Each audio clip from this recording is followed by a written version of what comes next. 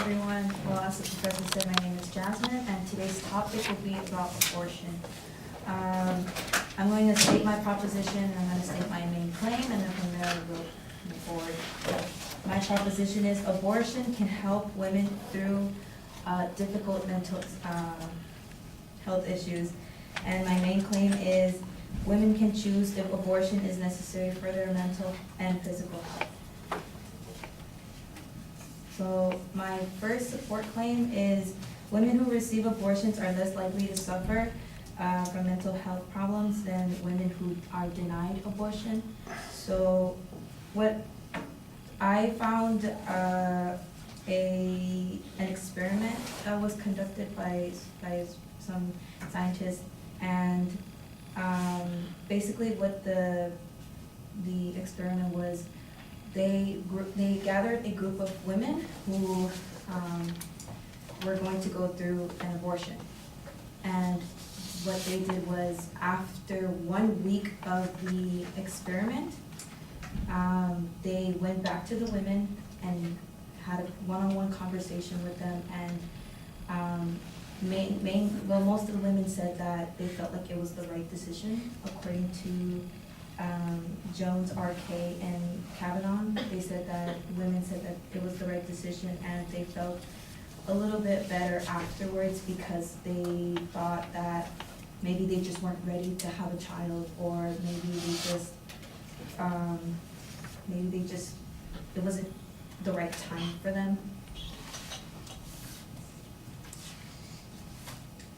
And then I want to go into a little bit deeper into abortion, specifically with rape victims. So my second claim is abortion is needed for health of the victims of rape. A case that I found that was very, very significant for me, because it does involve a 10-year-old little girl in Asunción, Paraguay. So basically what happened here is a 10-year-old girl was complaining to her mother about stomach pains. And, as any mother would, took her child to the hospital, and the doctors, they did tests, and they found out that she was 21 weeks pregnant, result of her stepfather raping her. And, obviously a 10-year-old girl cannot take care of a child. The child cannot take care of a child.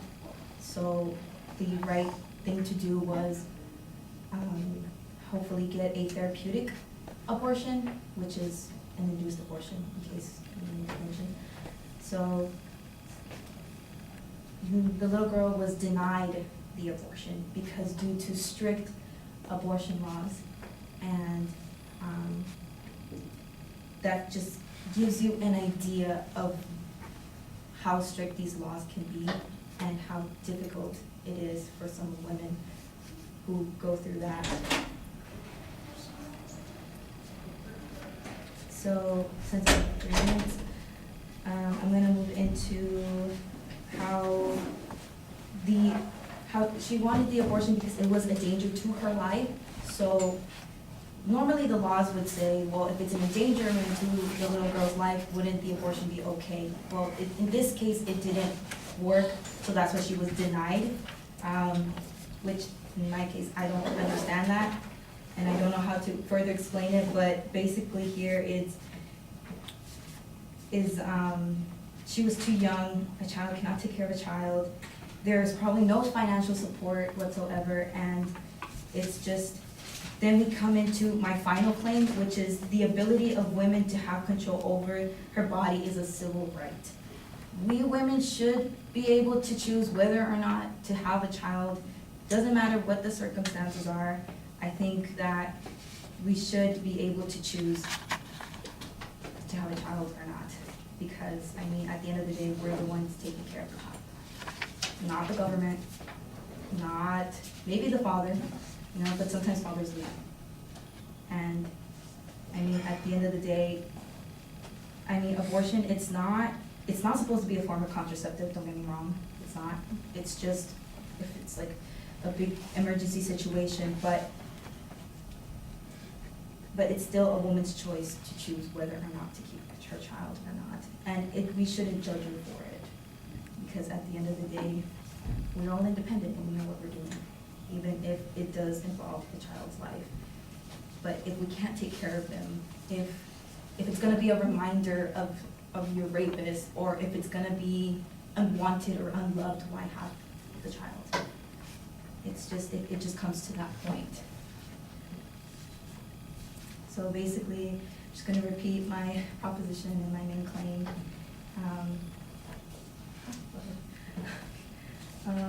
So basically, again, I think it does help with your mental health and physical.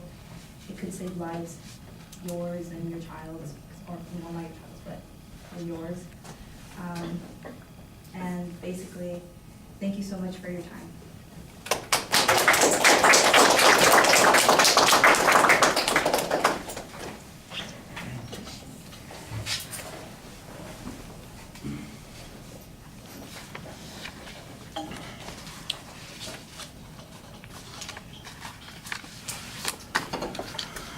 All right, well, you identify the proposition at the beginning of the speech, but then you have a second claim that you also identify as your major claim. I don't know why you think that there are two different claims. There should be one major proposition.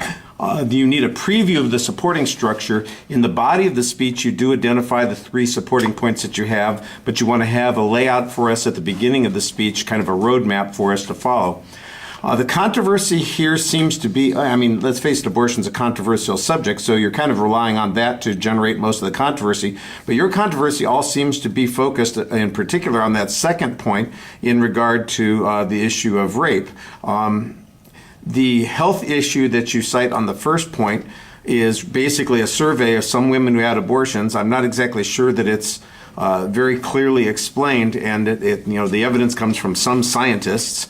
And there's not really a very clear description of what the experiment was that they did. It was mostly just a series of answers to questions, and we don't really get any statistical data to show if there were any variation in the answers. So I think that's a little bit problematic. The second point is where you spend most of your time, and basically you have a singular example here of a child who was molested, raped by a stepfather, and that there was a child involved, and that there was a problem with this child having access to abortion.